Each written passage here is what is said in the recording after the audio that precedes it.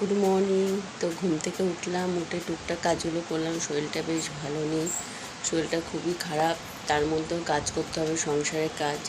সে তো সব মেয়েরাই জানো যে সংসার জীবনে আসলে সবই করতে হবে। উপায় যদি নাও থাকে, ইচ্ছা যদি নাও থাকে, তাও করতে হবে।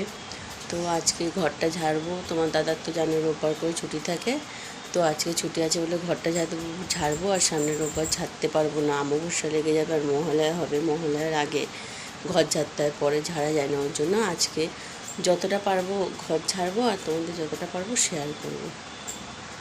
যে তোমার দাদা এই যে মাস্ক বাজছে মুখে, আর এই যে সব কিছু নামিয়েছি, খাটের তলা থেকে সব বের করেছি। এখন বাঙ্কারের ওপর থেকে সব নামাবো। নামিয়ে আলমারির ওপরে দেখো কত কিছু, এখানে পুতুল টুতুলগুলো আছে, সব নামিয়ে তারপর ঝেড়ে ঝুড়ে তারপর পরিষ্কার করবো। তো দাদা সব নামাচ্ছে, নিচে ফেলো। ওই প্লাস্টিকগুলো সব খুলবো, আবার পরে প্লাস্টিক নতুন লাগিয়ে তারপরে ভরবো। নিচে ফেলো, নিচে নোংরা নোংরা। ঘরটা ঝেড়েছি, ওই জন্য বেশি কিছু রান্না করতে পারিনি।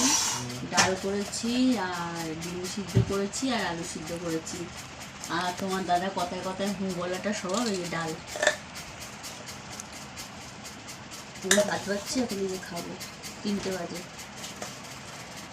এখন নিজে রেডি হচ্ছি, চুল টুল বাজতে থাকছি। এখন যাবো হচ্ছে মাসির বাড়ি। দুপুরবেলা ঘর টর ঝেড়েছি, একটু শুয়েছি, একটু বোনদের দোকানে যাবো, ছোটো বোনের দোকানে। ছোটো বোনের দোকানে হয়ে তারপর মাসির বাড়িতে যাবো।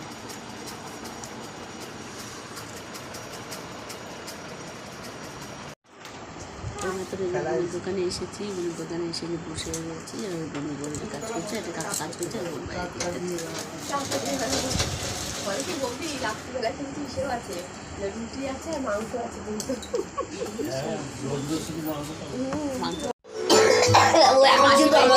বাইরে মাসির বাড়িতে ছোট্ট রকি আমার দিকে তাকাবে। বলে তো না